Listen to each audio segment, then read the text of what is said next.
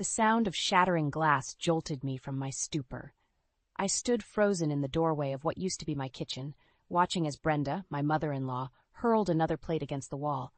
"You useless, barren woman," she shrieked, her face contorted with rage. "Look what you've done to my son's life." I flinched as another plate whizzed past my ear. "Brenda, please," I pleaded, my voice barely above a whisper. "This is my home, too." She laughed, a harsh, grating sound that sent chills down my spine. "Your home? Not anymore, Laura. You've overstayed your welcome." I searched the room desperately for Mike, my husband of 15 years. He stood in the corner, his face a mask of indifference. "Mike," I called out, "please say something." He met my gaze, and for a moment I saw a flicker of the man I'd married. But then his eyes hardened, and he turned away. "Maybe it's best if you leave for a while, Laura," he muttered. My world tilted on its axis. "Leave? But where would I go?" Brenda's triumphant cackle filled the air. "Oh, I'm sure you'll figure something out. After all, you've been so good at figuring out how to avoid giving my son children." The words hit me like a physical blow. I stumbled backward, my hand flying to my stomach, the same stomach that had just 3 years ago carried our child for 6 precious months before tragedy struck. "That's not fair," I whispered, tears stinging my eyes. "You know that's not fair." But Brenda was on a roll now, circling me like a vulture. "What's not fair is how you've held my son back all these years. This business could have been thriving if he hadn't been saddled with you." I turned to Mike, silently begging him to defend me, to remember all we'd been through together. But he remained silent, his gaze fixed on the floor. A knock at the door startled us all. "Laura," a familiar voice called. "Are you okay in there?" Relief washed over me. "Helen," I breathed, grateful for my friend's impeccable timing. Brenda's eyes narrowed. "Don't you dare let that busybody in here," she hissed. But I was already moving, yanking open the door to reveal Helen's concerned face. "Oh, thank God," I murmured, pulling her inside. Helen took in the scene, the broken dishes, Brenda's red face, Mike's hunched shoulders, and her expression hardened. "What's going on here?" "Nothing that concerns you," Brenda snapped. "This is a family matter." Helen's arm went protectively around my shoulders. "Laura is my family," she said firmly. "And from what I can see, she needs me right now." I leaned into her embrace, drawing strength from her presence. "They want me to leave," I said, my voice cracking. Helen's grip tightened. "Leave? This is your home, Laura. You and Mike built this life together." "Built it on lies and disappointment," Brenda interjected. "It's time for my son to start fresh." I looked at Mike, searching for any sign of the man I'd fallen in love with. "Is that what you want?" I asked softly. "To start fresh without me?" He finally met my gaze, and the coldness in his eyes made me shiver. "I think it's for the best," he said, "at least for now." The floor seemed to drop out from under me. Helen's arm was the only thing keeping me upright. "Then I'll go," I surprised by the steadiness in my voice. "But don't think for a second that this is over." As Helen led me toward the door, I caught a glimpse of something on the kitchen counter, a stack of papers I hadn't noticed before. My heart clenched as I recognized the letterhead of a local law firm. Divorce papers. They'd already drawn up divorce papers. I stumbled, the final betrayal threatening to overwhelm me. But as I looked back at Mike and Brenda, standing in the wreckage of what was once my happy home, a new emotion surged through me: determination. This wasn't the end of my story, it was just the beginning. I sat on Helen's floral-patterned couch, staring at the divorce papers spread across her coffee table. My hands trembled as I flipped through the pages, each word a dagger to my heart. "I can't believe he did this behind my back," I whispered, my voice hoarse from crying. 15 years of marriage, and this is how it ends?" Helen squeezed my shoulder. "You don't have to sign anything, Laura. We'll fight this." A knock at the door made us both jump. Helen frowned, checking her watch. Who could that be at this hour? She opened the door, revealing a familiar face that made my stomach churn. Ryan Davis, Mike's right-hand man at the grocery store, stood on the porch looking uncomfortable. "Laura," he said, nodding at me, "I'm sorry to bother you, but there's something you need to know." I steeled myself, gesturing for him to come in. "What is it, Ryan?" He perched on the edge of an armchair, wringing his hands. "It's about the business and the divorce papers." My heart raced. "What about them?" Ryan took a deep breath. I overheard Brenda talking to Mike. She's been planning this for months, Laura. She convinced Mike to transfer most of the business assets to her name to protect them from the divorce settlement. The room spun. I gripped the arm of the couch to steady myself. That's not legal, is it? Helen, ever practical, was already reaching for her phone. We need to call a lawyer now. But Ryan wasn't finished. There's more. Brenda's been sabotaging the business, turning away loyal customers, mismanaging inventory. I think she's trying to run it into the ground. But why? I asked, bewildered. That business is Mike's whole life. Ryan's eyes met mine, filled with sympathy. I think she wants him completely dependent on her. If the business fails, he'll have nowhere else to turn. The realization hit me like a freight train. This wasn't just about getting rid of me. Brenda was orchestrating Mike's entire downfall, all to keep him under her control. I have to warn him, I said, standing up. Helen grabbed my arm. Laura, think about this. After everything he's done... I know, I cut her off. But I can't just let Brenda destroy everything we've built, even if Mike and I are over. The drive to Mike's house felt surreal. As I pulled into the driveway, I saw him through the kitchen window, hunched over paperwork. My heart ached at the familiar sight. I knocked on the door, steeling myself. When Mike opened it, his eyes widened in surprise. Laura, what are you doing here? I pushed past him into the house. We need to talk, Mike. It's about the business. He ran a hand through his hair, looking exhausted. Look, if this is about the divorce... It's not, I interrupted. Well, not entirely. Mike, Brenda's been... Don't start with that again, he snapped. My mother's been nothing but supportive. I laughed bitterly. Supportive? Is that what you call transferring business assets behind my back? Mike's face paled. How did you? It doesn't matter. What matters is that she's trying to ruin you, Mike. She's sabotaging the business, driving away customers. Can't you see what she's doing? For a moment, I saw doubt flicker in his eyes, but then his expression hardened. You're just trying to turn me against her, he said coldly. I think you should leave, Laura. I stood my ground. Not until you listen to me. Check the books, Mike. Talk to Ryan. You'll see I'm telling the truth. Ryan? Mike's eyes narrowed. What does he have to do with this? Before I could answer, a car door slammed outside. We both turned to see Brenda marching up the driveway, her face twisted with rage. What is she doing here? Brenda shrieked, bursting through the door. Mike, I told you not to let her back in this house. As Brenda advanced on me, eyes blazing, I realized with startling clarity that this confrontation was far from over. In fact, it was just beginning. I stood in the cramped bedroom of Helen's guest room, staring at the meager collection of belongings I'd managed to salvage from my former life. The divorce papers lay on the nightstand, a constant reminder of the battle ahead. A soft knock on the door jolted me from my thoughts. Laura? Helen's voice called. There's someone here to see you. Curious, I made my way to the living room, only to find Ryan standing awkwardly by the fireplace. His presence sent a mix of emotions through me, gratitude for his help, but also a painful reminder of the life I'd lost. Ryan, I said, forcing a smile, what brings you here? He shifted uncomfortably, glancing at Helen before meeting my eyes. I've got some news about the store. It's not good, Laura. My heart sank. What's happened? Ryan took a deep breath. Brenda's been making changes, big ones. She's fired 3 long-time employees, including old Mr. Jenkins. I gasped. Mr. Jenkins had been with the store since Mike's father owned it. She can't do that. She says she can, Ryan replied, his voice tight. And that's not all. She's canceling orders from local suppliers, trying to switch to cheaper, mass-produced stuff. The room spun. I sank onto the couch, my mind racing. But that'll destroy everything Mike's father built.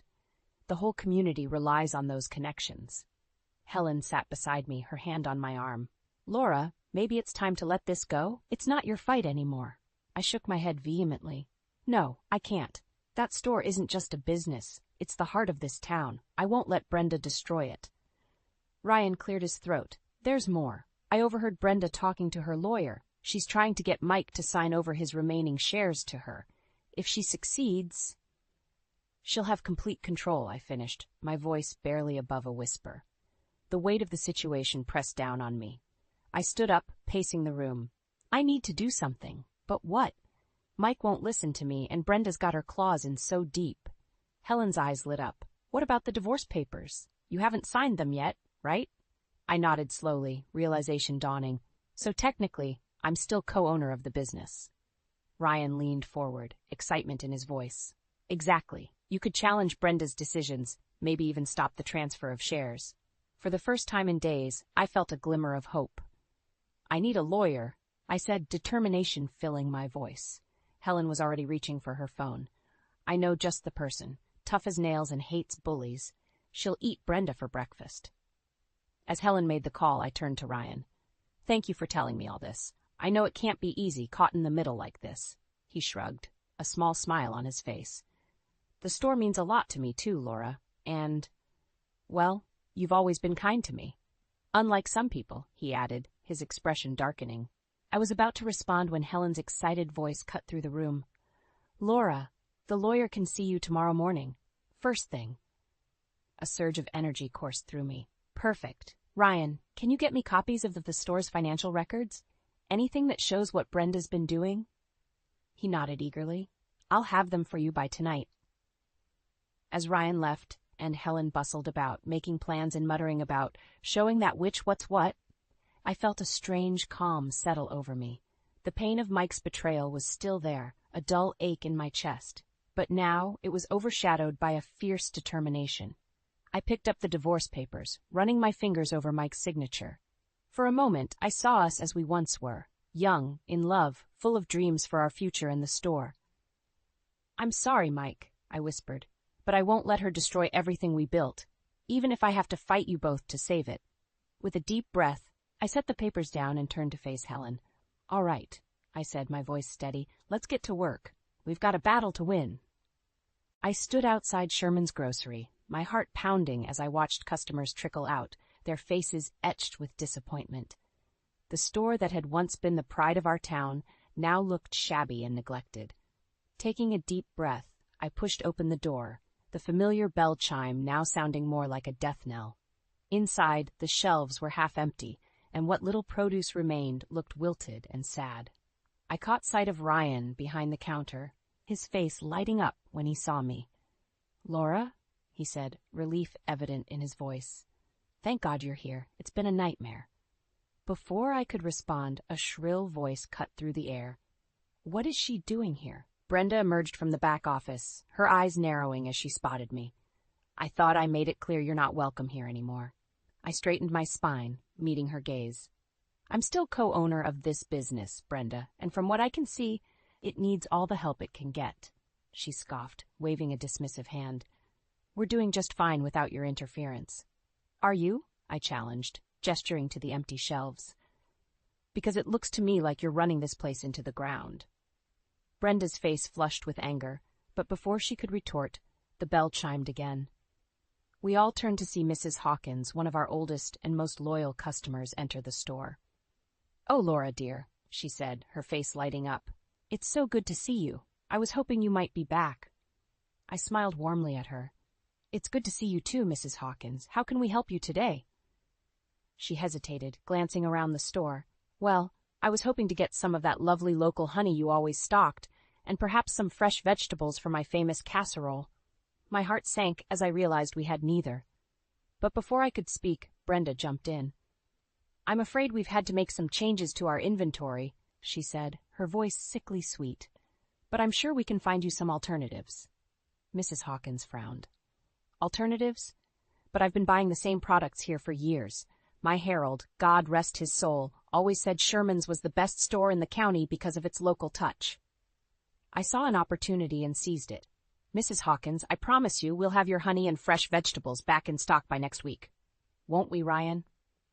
Ryan nodded eagerly, ignoring Brenda's glare.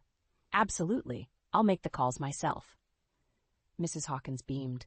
Oh, wonderful. I'll be sure to tell everyone at the senior center. We've all been so worried about the changes here. As she left, promising to return, Brenda rounded on me. How dare you? She hissed. You have no right to make promises about this store. I have every right, I shot back, and I won't stand by and watch you destroy everything Mike's family built.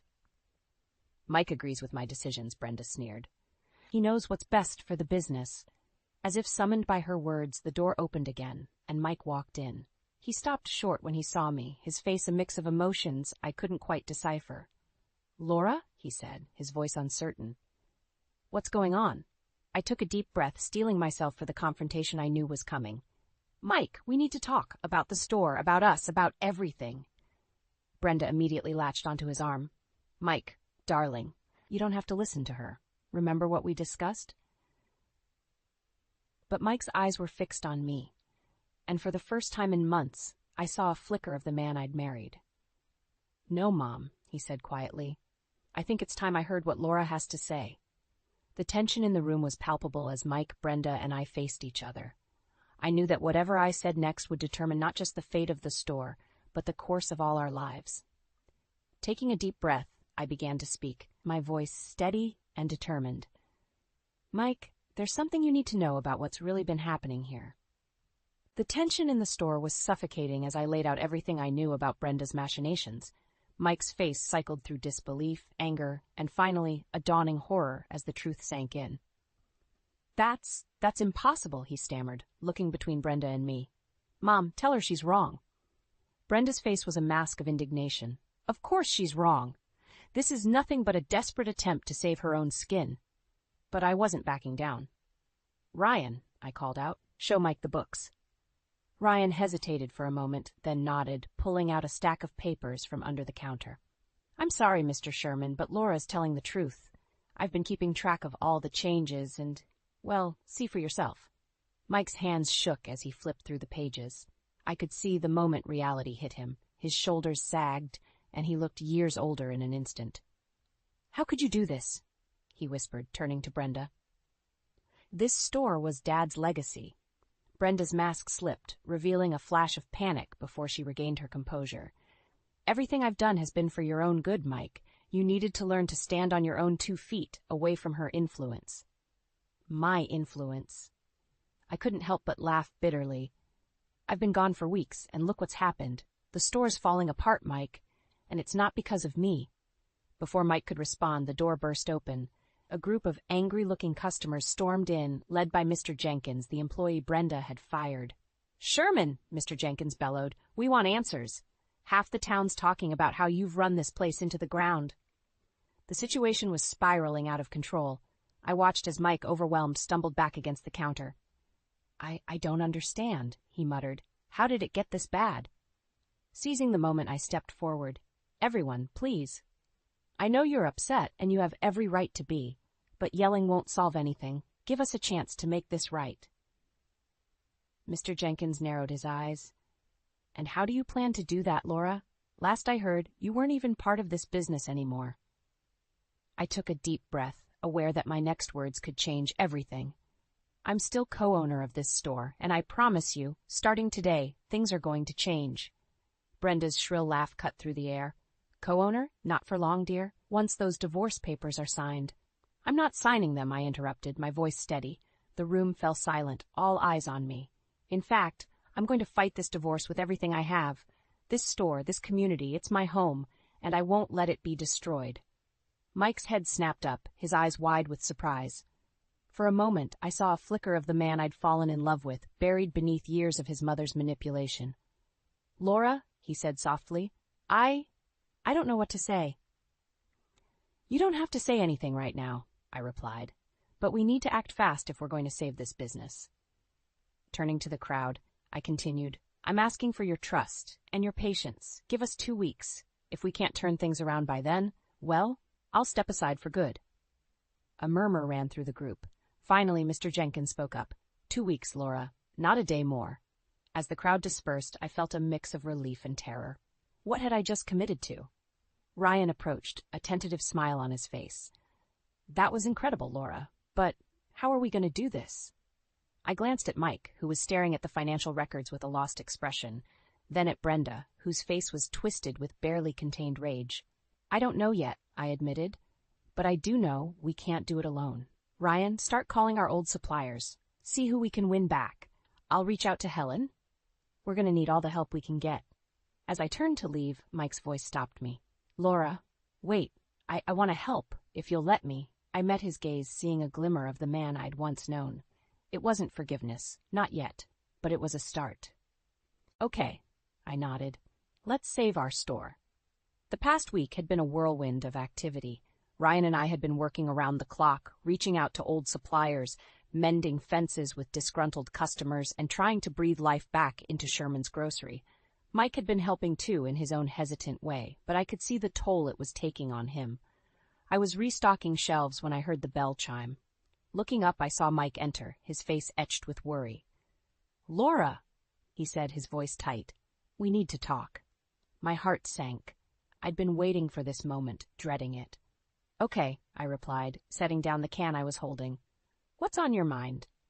Mike ran a hand through his hair, a nervous habit I remembered all too well. "It's about the business. The numbers. They're not adding up." I frowned. "What do you mean? Ryan and I have been going over the books every night." "That's just it," Mike said, his voice rising.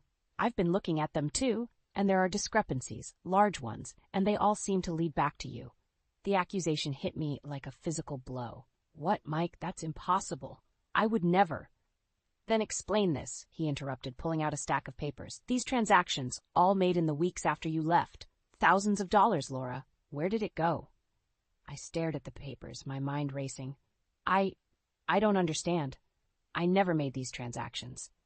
Mike's eyes hardened. "Don't lie to me, Laura. Not now. Was this your plan all along? To bleed the business dry before the divorce?"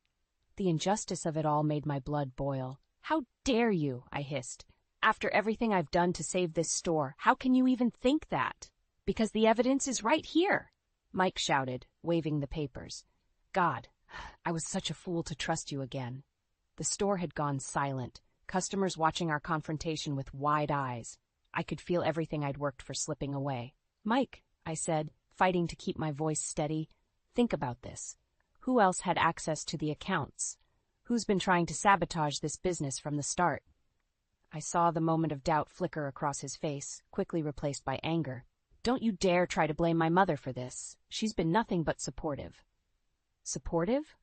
I laughed bitterly. "Is that what you call manipulating you into serving me divorce papers behind my back?" Mike froze. "What are you talking about?" With shaking hands, I reached into my bag and pulled out the divorce papers I'd been carrying with me. "These, Mike, the ones your mother had drawn up weeks ago without my knowledge, the ones you signed." The color drained from Mike's face as he stared at the papers. I never signed these." "What?" "Laura, I swear, I never signed these papers. I didn't even know they existed." The realization hit us both at the same time. "Brenda," we said in unison. Just then, the store's phone rang. Ryan answered it, his face growing pale as he listened.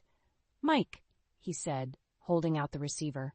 "It's the bank. They say there's been a large withdrawal from the business account. They need your authorization immediately." Mike lunged for the phone, but I grabbed his arm. "Wait," I said urgently. "Think about it. Who else has access to that account?" Understanding dawned in Mike's eyes, followed quickly by horror. Without another word, he bolted for the door, leaving me standing amidst the chaos of the store. My mind was reeling. Brenda had gone further than we'd ever imagined, forging signatures, embezzling money. But why? What was her endgame? As I watched Mike's retreating figure, I knew we were hurtling towards a confrontation that would change everything. The store, our marriage, our entire lives hung in the balance. Taking a deep breath, I turned to Ryan. "Call Helen," I said, my voice steadier than I felt. "Tell her to meet us at Mike's house. It's time to end this once and for all." My heart pounded as I raced towards Mike's house, Helen and Ryan close behind. The evening sky was darkening, mirroring the storm brewing inside me. As we pulled up, I saw Mike's car in the driveway, alongside Brenda's sleek sedan. "They're both here," I said, my voice tight with tension. Helen squeezed my shoulder. "We're right behind you, Laura. Whatever happens, we've got your back." Taking a deep breath, I marched up to the front door and threw it open without knocking. The sound of raised voices led us to the living room, where we found Mike and Brenda locked in a heated argument. "How could you do this?" Mike was shouting, his face red with anger. "Your own son." Brenda's eyes widened as she saw us enter. "What are they doing here?" she hissed. "This is a family matter." "We are family," I retorted, stepping forward, "and it's time for the truth, Brenda. All of it." Mike turned to me, his eyes wild with a mix of emotions. "Laura, I'm so sorry. I had no idea. The things she's done." Brenda's composure cracked. I did it all for you, Mike, to protect you from her. She jabbed a finger in my direction. She was going to ruin everything, just like she ruined your chance at having children. The room fell silent. I felt as if I'd been slapped. Is that what this is about? I whispered. Our miscarriage? Mike's face crumpled. Mom, how could you? That wasn't Laura's fault. It was no one's fault. But Brenda was beyond reason now. She took everything from you. Your future, your legacy. I had to do something. So you decided to destroy the business? Ryan interjected, his voice thick with disbelief. How does that help anyone? Brenda's laugh was borderline hysterical. The business? That was just the beginning. Once it was gone, Mike would have nothing left. He'd have to start over with me by his side, the way it should be. The realization of Brenda's plan hit me like a tidal wave. She hadn't just been trying to get rid of me, she'd been systematically dismantling Mike's entire life, all to keep him dependent on her. Mike staggered back as if physically struck. My God, he murmured, all these years, everything you've done. I stepped forward, placing myself between Mike and Brenda. It's over, Brenda. We have proof of everything. The forged signatures, the embezzlement. You can't talk your way out of this.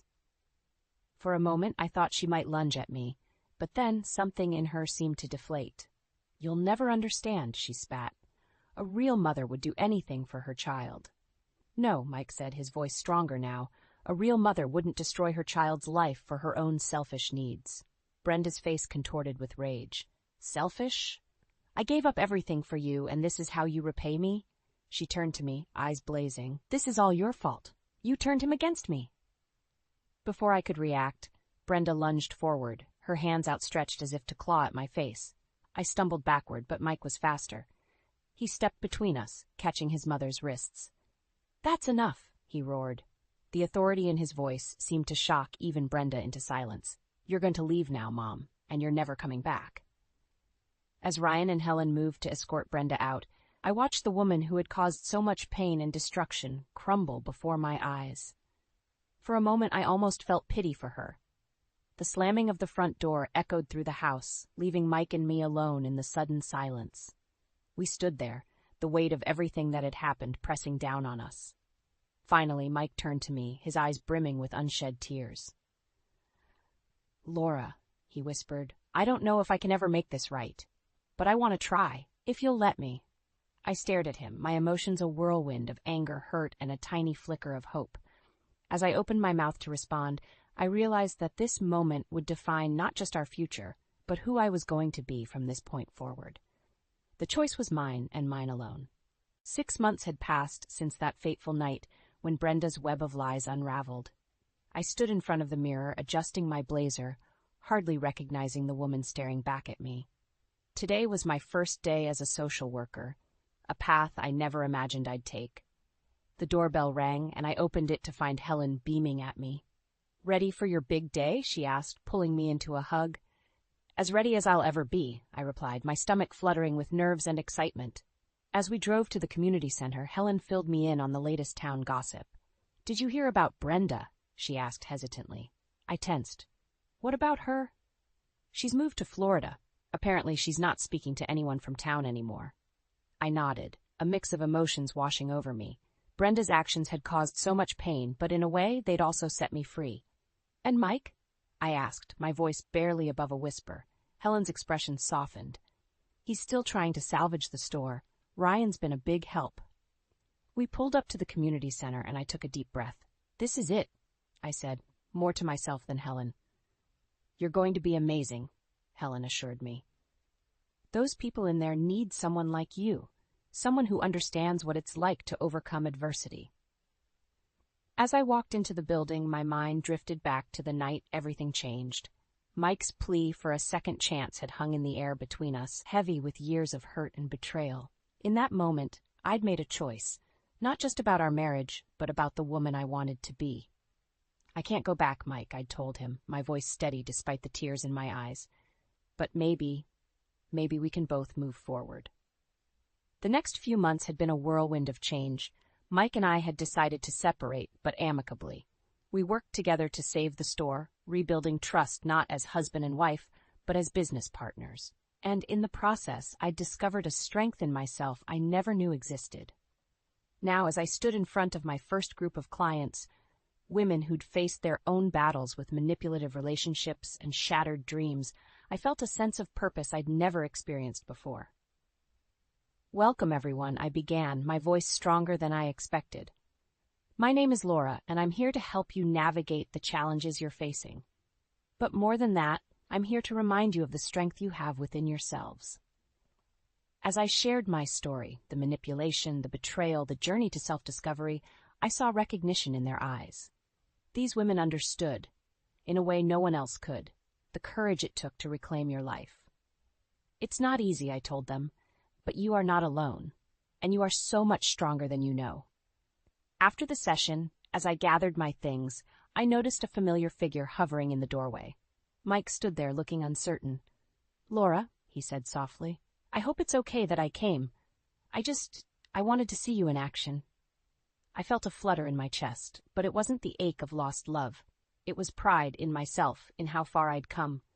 "Thank you for coming, Mike," I said sincerely. He smiled, a hint of sadness in his eyes. "You're amazing, you know that? These women are lucky to have you." As we walked out together in comfortable silence between us, I realized something profound. The revenge I'd once craved against Brenda, against Mike, even against life itself for the hardships I'd faced, it had transformed into something far more powerful. I'd found my purpose, my strength, my voice. Standing in the warm afternoon sun, I turned to Mike. "I forgive you," I said, the words lifting a weight I didn't know I'd been carrying, "and I forgive myself too." Mike's eyes widened in surprise, then filled with understanding. "Thank you," he whispered. As we parted ways, Mike to the store, me to meet Helen for a celebratory dinner, I felt a sense of peace wash over me. The journey had been painful, filled with betrayal and heartache, but it had led me here, to this moment, to this version of myself. I was Laura Collins, survivor, social worker, and architect of my own happiness, and my story was far from over.